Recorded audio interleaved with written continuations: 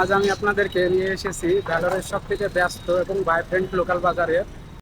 আপনি যদি ভ্যালোরে থাকেন বা এখানে আসেন তাহলে এখানকার এনার্জি মিস করা যাবে না। বিশাল বিশাল কাঁঠাল কেটে সাজিয়ে রাখা হচ্ছে। এখানকার ফলের সাইজ ও ফ্রেশনেস সত্যি দেখার মতো এবং দামও একদম হাতের নাগালে। মে মাস মানেই তো আমের মৌসুম। ভ্যালোরের বাজারে এখন চারিদিকে শুধু আম আর আম। বাগানপল্লী আর তোতাপুরি আমের চাহিদা প্রচুর। এছাড়াও আপেল, কমলা, ডালিম, আঙ্গুর, লিচু ইত্যাদি বিভিন্ন ধরনের ফল এখানে পাওয়া যায়। লাল কলা, যেটা বাংলাদেশে দেখা যায় না সচরাচর, কিন্তু যারা ভ্যালোরিতে ঘুরতে আসেন তারা ভ্যালোরের ফলের বাজারগুলোতে ফল নিতে এসে দেখলেই আপনারা এই লাল কলাগুলো দেখতে পাবেন। আসলে এগুলো খেতে খুব সুস্বাদু এবং মিষ্টি। যারা ভ্যালোরিতে আসেন তারা আসলে ডাবের পানি খেতে পারেন। এখানে ডাবগুলো 50 টাকা করে নেয়, আর 50 টাকা 40 টাকা।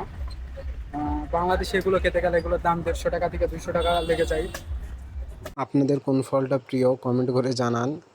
ভিডিওটি ভালো লাগলে লাইক, কমেন্ট ও সাবস্ক্রাইব করতে ভুলবেন না।